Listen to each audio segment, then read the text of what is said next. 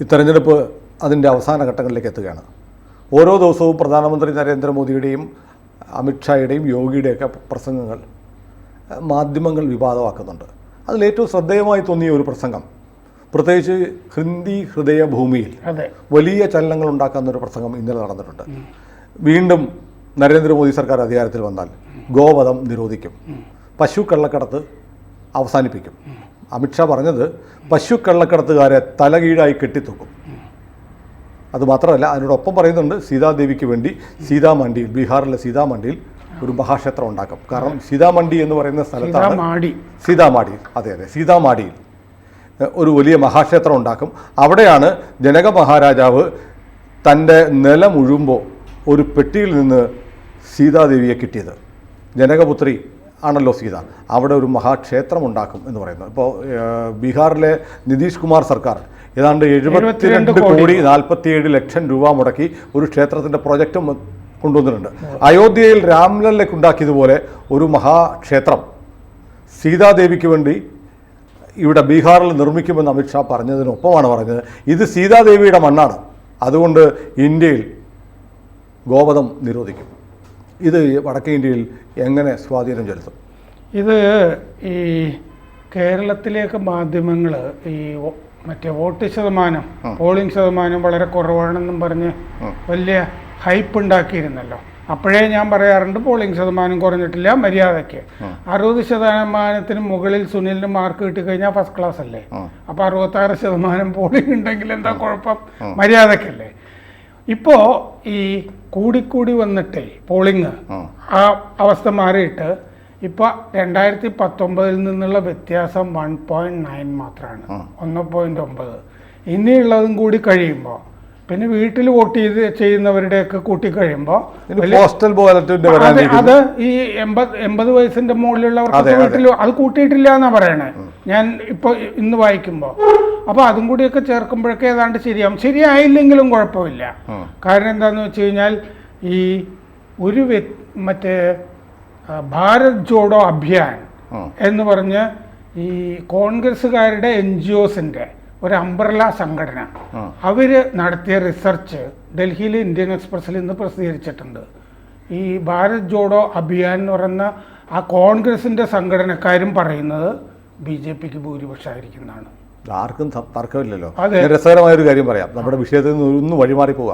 ഇന്നലെ രാത്രി ഞാൻ അടുപ്പ് കല്ലി ഇറച്ചി കണ്ടല്ലോ, മീഡിയ വണിലെ, അത് കണ്ടു. അപ്പോൾ അതിനകത്ത് ഒരു സ്പെക്കുലേറ്റീവ് സ്റ്റോറിയാണ്, പ്രതീക്ഷാ നിർഭരമായ സംവാദമാണ്. പറയാണ് യോഗി ആദിത്യനാഥ് എന്ന് പറയുന്ന ആൾ ഹിന്ദു യുവവാഹിനി എന്ന് പറയുന്ന സംഘടനയിലൂടെയാണ് രാഷ്ട്രീയത്തിലേക്ക് വന്നത്.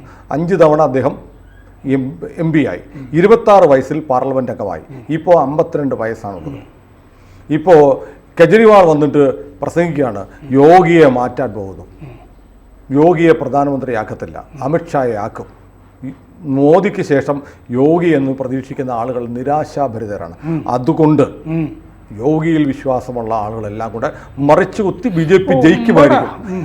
എന്തൊരു ലോജിക്കാണെന്നറിയോ?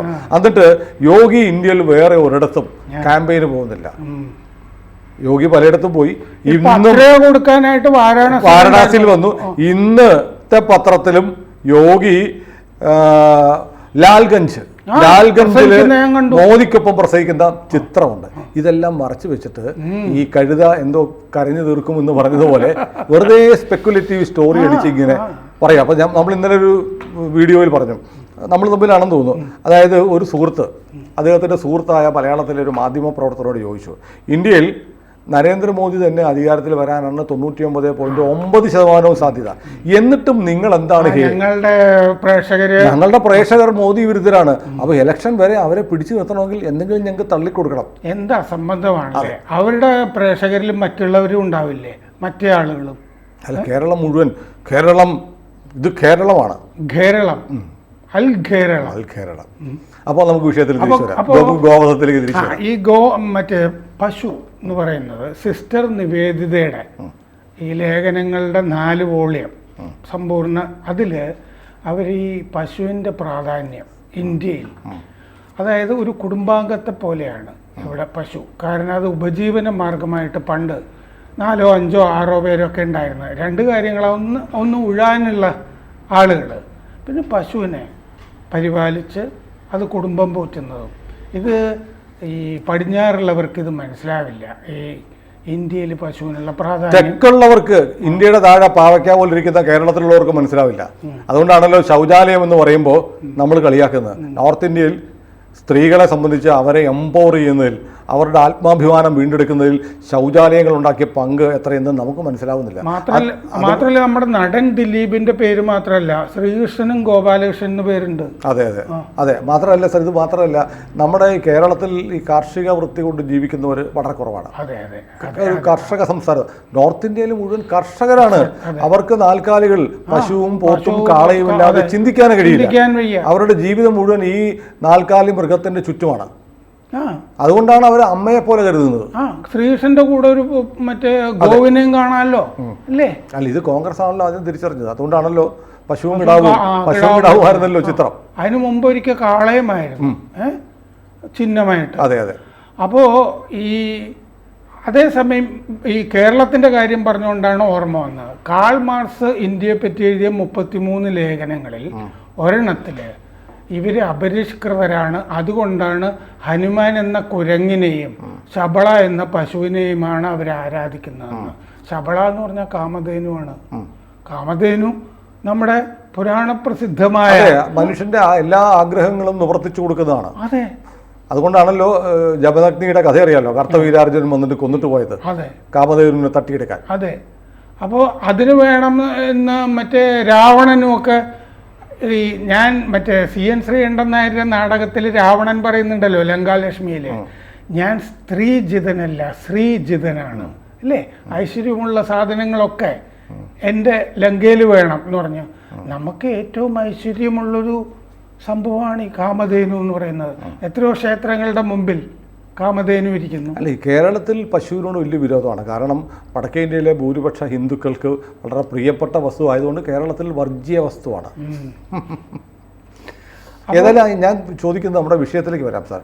അപ്പോൾ ഈ ഗോവധ നിരോധനം എന്ന് പറയുന്നത് ഉത്തരേന്ത്യയിൽ മാർക്കറ്റുള്ള ഒരു സാധനമല്ലേ? ആണ്, തീർച്ചയായിട്ടും.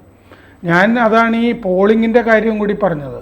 കാരണം ഇപ്പോൾ സംഗതിയൊക്കെ മാറിക്കഴിഞ്ഞു, പഴയ രീതിയിലേക്ക് തന്നെ പോവുകയാണ്. ഹിന്ദി ഹൃദയഭൂമിയിൽ ഇനിയാണ് തെരഞ്ഞെടുപ്പ് നടക്കുന്നത്. അതാണ് ഉത്തർപ്രദേശ്. അല്ല, ഇതിനകത്ത് അമിത്ഷായുടെ ചാണക്യ ബുദ്ധി അതിനകത്തുണ്ട്.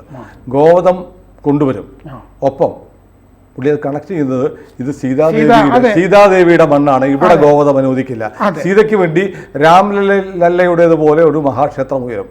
Equation is very strategic. അത് രാമായണ റിസർച്ച് കൗൺസിൽ എന്ന് പറഞ്ഞൊരു സംഘടന, ഒരു സന്യാസി ദീപേന്ദ്ര എന്ന് പറഞ്ഞ ആളുടെ പേരിൽ ഉണ്ടാക്കിയിട്ടുണ്ട്. 2 കൊല്ലമായി അവരിതിൻ്റെ പണി നടത്തുന്നുണ്ട്. ലോകത്തിലെ ഏറ്റവും ഉയരമുള്ള പ്രതിമ അവിടെയാണ് വരാൻ പോകുന്നത്, സീതയുടെ 251 അടി. ഏറ്റവും ഉയരമുള്ള ഹനുമാൻ പ്രതിമ ഈ വാരാണസിക്കും അലഹാബാദിനും ഇടയ്ക്ക് ഈ സീത വീണ്ടും മണ്ണിലേക്ക് പോയി എന്ന് പറയുന്ന സ്ഥലം, സീതയുടെ സമാധി എന്ന് പറയാം. പുൽപ്പള്ളിയിലും പറയുന്നുണ്ട്, അവിടെയാണെന്നും പറയുന്നുണ്ട്. അപ്പൊ അവിടെ 51 അടി വരെയുള്ള ഹനുമാന്റെ പ്രതിമയുണ്ട്. ഇത് പറയുമ്പോൾ ഞാൻ സബ്ജക്റ്റിൽ നിന്ന് വിട്ടുപോവാണ്. മിക്കവാറും നമ്മുടെ താഴെ കമന്റ് വരും, പ്രതിമയുണ്ടാക്കിയ പട്ടിണി മാറുമെന്ന്. എന്ത് മണ്ടത്തരമാണല്ലേ ഈ പ്രതിമയുണ്ടാക്കിയ സ്ഥലങ്ങളിൽ. ഉദാഹരണത്തിന് പട്ടേൽ പ്രതിമ, അവിടെ ആ പട്ടേൽ പ്രതിമയ്ക്ക് വേണ്ടി ചെലവാക്കിയ പൈസയൊക്കെ തിരിച്ചു കിട്ടിയിട്ട് എത്രയോ കാലമായി. എത്രയോ ആളുകൾക്ക്, 1 ലക്ഷം ആളുകൾക്ക് തൊഴിൽ കിട്ടിയെന്നാണ് പറയുന്നത്. നമ്മൾ അവിടെ റെയിൽവേ സ്റ്റേഷനിൽ ഇറങ്ങിയാൽ പട്ടേൽ പ്രതിമയുടെ അങ്ങോട്ട് കൊണ്ടുപോകാനായിട്ട് ഫ്രീ ബസ്സാണ്.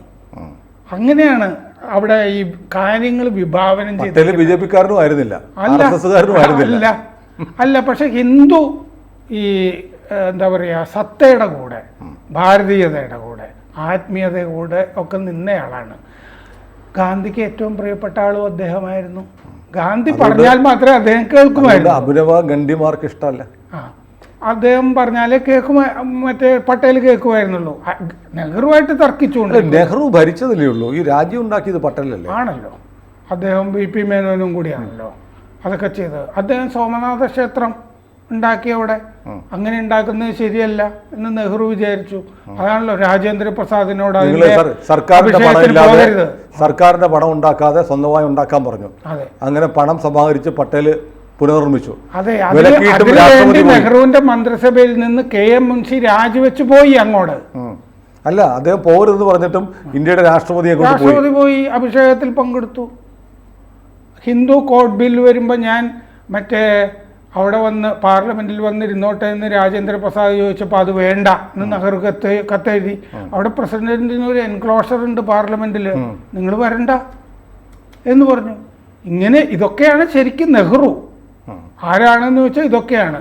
ഇങ്ങനെയൊന്നുമല്ല അങ്ങേരും മഹാനാണ്, സ്വന്തം പുൽത്തകിടിയിൽ അഭയാർത്ഥികൾ വന്നിരുന്നോട്ടെ എന്നൊക്കെ പറഞ്ഞ് ഇന്ന് മനോരമയിൽ ഒരു ലേഖനം വായിച്ചതിൻ്റെ ഓർമ്മയിൽ ഞാൻ പറഞ്ഞാണ്.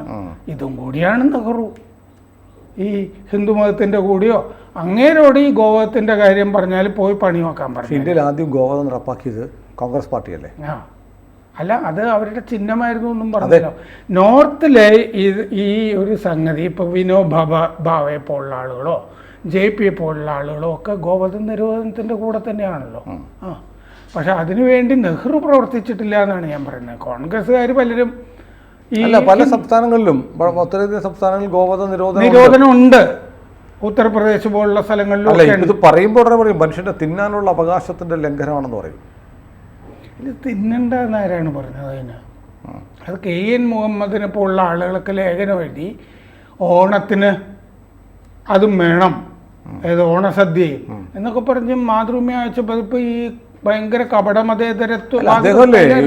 ഫാസിസത്തെ പ്രതിരോധിക്കാനുള്ള ഏറ്റവും നല്ല മാർഗം എല്ലാവരും ഇസ്ലാം മതത്തിലേക്ക് ചേരുകയാണ് എന്ന് പറഞ്ഞ കമ്മ്യൂണിസ്റ്റുകാരനല്ലേ ഉള്ളി? അതെയല്ലോ, അവർ ഇസ്ലാമിക സ്വത്വമാണ്. അങ്ങേരും PK പോക്കറും കൂടി മറ്റേ കരീമിൻ്റെ നേതൃത്വം മറ്റേ പിൻബലത്തിൽ കുറേ നാൾ പറഞ്ഞുകൊണ്ടിരുന്നത്. ഇത് വോട്ട് പോകുമെന്ന് വിചാരിച്ചിട്ട് പിന്നെയും ഉണ്ടായിരുന്നു എന്ന് പറഞ്ഞു. ഇതാണ് കേരളത്തിലെ അന്തരീക്ഷം. അതുകൊണ്ട് ഇപ്പോൾ ഗോശാലകൾ നമ്മൾ ഉണ്ടാക്കുന്നതിനുമൊക്കെ പ്രത്യേക സ്കീമുകളും. പക്ഷെ എനിക്ക് വേറൊരു കാര്യമുണ്ട് സാർ, സ്കീമിൻ്റെ കാര്യം പറഞ്ഞപ്പോൾ എനിക്ക് സന്തോഷമാണ്. ഗോവധത്തിനെ ആരൊക്കെ എതിർത്താലും നമ്മുടെ മുഖ്യമന്ത്രി സപ്പോർട്ട് ചെയ്യും. അദ്ദേഹത്തിൻ്റെ വീട്ടിൽ എത്ര പശുണ്ടെന്നറിയാം? ധാരാളം. പുതുതായിട്ടും മറ്റേ ഇതാക്കി തൊഴുത്തുണ്ടാക്കിയെന്നോ, പുതിയ തൊഴുത്ത്, AC ഉണ്ട്, സംഗീതമുണ്ട്, മറ്റേ കീർത്തനങ്ങളൊക്കെ ഇല്ലേ കർണാടക സംഗീതത്തിലെ, അതൊക്കെ പശുക്കൾക്ക് വലിയ. ഈ ഇസ്രയേലിൽ മറ്റേ ഹൈടെക് ആയിട്ട് ഈ പശുവിനെ കറക്കുന്ന സ്ഥലങ്ങളൊക്കെ ഞാൻ കണ്ടിട്ടുണ്ട്. അവിടെ അവർ പശുക്കളെ വേണ്ടെന്ന് വെച്ചിട്ടുണ്ടോ? അല്ല, ഈ ഖത്തറിന് അറബ് രാജ്യങ്ങൾ വിലക്ക് ഏർപ്പെടുത്തിയപ്പോൾ ഇന്ത്യയിൽ നിന്നാണ് നമ്മൾ എയർലിഫ്റ്റ് ചെയ്ത പശുക്കളെ ഖത്തറിലേക്ക്. ലോക ഇസ്ലാമിക് ടെററിസത്തിൻ്റെ ഫണ്ടിങ് സെൻറ്റർ എന്ന് ആരോപണം നേരിടുന്ന രാജ്യമാണ് ഖത്തർ. അതുകൊണ്ടാണല്ലോ സൗദി ഉൾപ്പെടെ വിലക്ക് ഏർപ്പെടുത്തിയത്. അപ്പോൾ ഇന്ത്യയാണ് പശുക്കളെ കൊടുത്തത്. മാത്രമല്ല പൃഥ്വിരാജ് എത്രയോ കാലം ആടുകളെ പരിപാലിച്ച് കിടന്നില്ലായിരുന്നു. അതെ അതെ. അല്ല, പശു ഒരു സംഖ്യയാണ്. അതാണ് കേരളത്തിൻ്റെ പ്രശ്നം. ഏതായാലും വടക്കേ ഇന്ത്യയിൽ സീതാദേവി, രാംലല്ലയ്ക്ക് ശേഷം സീതാദേവിയുടെ മഹാക്ഷേത്രം, അത് ബീഹാറിലെ വലിയ ചലനം ഉണ്ടാക്കും. പശുവധ നിരോധനം എന്ന് പറയുന്നതും ബീഹാറിൽ വോട്ട് വാങ്ങിക്കാൻ പറ്റുന്ന വാഗ്ദാനങ്ങളാണ്. ഈ തെരഞ്ഞെടുപ്പ് കഴിഞ്ഞാൽ ഉടനെ സീതാമാടിയിൽ ഈ ക്ഷേത്രത്തിന് 3 തട്ടായിട്ടാണ് അത് പണിയുന്നത്. 108 മാതാക്കളുടെ പ്രതിമകൾ ചുറ്റുമുണ്ട്. എന്നിട്ട് ആ അറ്റത്താണ് സീതയുടെ പ്രതിമ വരുന്നത്. അതിന് കല്ലിടും, ശിലാന്യാസം. തെരഞ്ഞെടുപ്പ് കഴിഞ്ഞാൽ ഉടനെ അതൊക്കെ തീരുമാനമാണ്. മാത്രമല്ല, തെരഞ്ഞെടുപ്പ് കഴിഞ്ഞാൽ മുമ്പത്തെ പോലെ ഒന്നല്ല, വളരെ വേഗത്തിൽ കുറെ തീരുമാനങ്ങൾ വരും എന്നാണ് പറയുന്നത്. മോദി പറഞ്ഞല്ലോ, ഇതുവരെ കണ്ടത് ട്രെയിലറാണ്. അതെ, അത് തന്നെ. പക്ഷെ എനിക്കൊരു ആഗ്രഹമുണ്ട്, ഇനിയെങ്കിലും ഈ പേരുമായി കൊച്ചു ഇല്ല എന്നുള്ള അവസ്ഥ മാറ്റിയിട്ട് ഇനിയെങ്കിലും മോദി ഇത്തിരി ഫാസിസ്റ്റ് ആകുമോ? അല്ല, അദ്ദേഹം ഓൾറെഡി ഫാഷിസ്റ്റ് ആണല്ലോ. കപടമതേതരവാദികളെ സംബന്ധിച്ചിടത്തോളം അന്നും ഞാനും വർഗീയ ഫാഷിസ്റ്റുകളല്ലേ, നമ്മളത് അംഗീകരിക്കുകയും ചെയ്യുന്നു. പക്ഷേ ഇത്ര ഫാസിസം ഇതല്ല നമ്മൾ കണ്ടിട്ടുള്ള. അത് സാധനം മുസോളിനിയെ പോലെ ആയിരിക്കും, ഹിറ്റ്ലറെ പോലെ ആയിരിക്കും മോദിയുടെ അന്ത്യം എന്ന് പറഞ്ഞാൽ ഒരു ഹിറ്റ്ലറുടെ അനിയനെങ്കിലും ആയിക്കൂടെ? സുനിലെ, സോഷ്യൽ ഫാഷിസം എന്ന് പറഞ്ഞൊരു സാധനമുണ്ട്. അതാണ് കമ്മ്യൂണിസം. സോഷ്യൽ എന്ന് ചേർത്താൽ മതി, അവർക്ക് തൃപ്തിയായിരിക്കും. നമ്മൾ ഈ ലെനിൻ്റെ റെഡ് ടെറർ, അവിടുത്തെ മറ്റേ ടാംബോ എന്ന് പറഞ്ഞ സ്ഥലത്തെ കർഷകരെ മുഴുവൻ വെടിവെച്ചു വന്നില്ലേ, അവിടുത്തെ പശുക്കളും ഒക്കെ ചത്തു കാണുമല്ലോ. അപ്പോൾ ടാംബോയിലെ കലാപം, റെഡ് ടെറർ എന്നൊക്കെ പറയുന്നത് ഇതിന് ഇതിനൊക്കെയാണ് സോഷ്യൽ ഫാഷിസം എന്ന് പറയുന്നത്. ഇന്ത്യയിലില്ലേ സുന്ദർ ബൻസിലെ മാരിജാപ്പ, സിംഗു, നന്ദിഗ്രാം. എന്തിന് നമ്മൾ മുമ്പൊരു ടോക്കിൽ നമ്മൾ സംസാരിച്ചതുപോലെ ടിപ്പി ചന്ദ്രശേഖരൻ വരെ എന്തിൻ്റെ ഫാസിസത്തിൻ്റെ എതിർ ശബ്ദങ്ങളെ കൊലക്കത്തി കൊണ്ട് ആയുധം കൊണ്ട് വെട്ടിവീഴ്ത്തുന്നതാണ് ഫാസിസമെങ്കിൽ ഇന്ത്യയിലെ ഏറ്റവും വലിയ ഫാസിസ്റ്റുകൾ കമ്മ്യൂണിസ്റ്റ് നാടകൃത്തായ സ്പാനിഷ് ലോർക്ക പറഞ്ഞിട്ടുണ്ട്, ഓന്തും ഒരു തുള്ളി മുതലെയാണ്. അതെ, ഓന്തും ഒരു തുള്ളി മുതലെയാണ് എന്ന് പറഞ്ഞ പോലെയാണ്. ഇവരൊക്കെ ചെറിയ തോതിലെങ്കിലും ഫാഷിസ്റ്റാണ്, ചെറിയ തോതിലെങ്കിലും. എന്താ ഇതൊന്നും ചെയ്യാത്ത മോദിയാണ് ഏറ്റവും വലിയ ഫാസിസ്റ്റ്. പക്ഷേ ഈ കപടമതേതരവാദികൾക്ക് ഒപ്പം ചേരുന്ന ക്രിസ്ത്യാനികളെങ്കിലും ഓർക്കണം, യേശു ജനിച്ചതും ഒരു തൊഴുത്തിലായിരുന്നു. ഓർമ്മകൾ നല്ലതാണ്. കൂടുതൽ വാർത്തകളും വിശേഷങ്ങളും നിങ്ങളിലേക്ക് എത്താൻ ABC മലയാളം സബ്സ്ക്രൈബ് ചെയ്യുക, ബെൽ ബട്ടണും അമർത്തുക.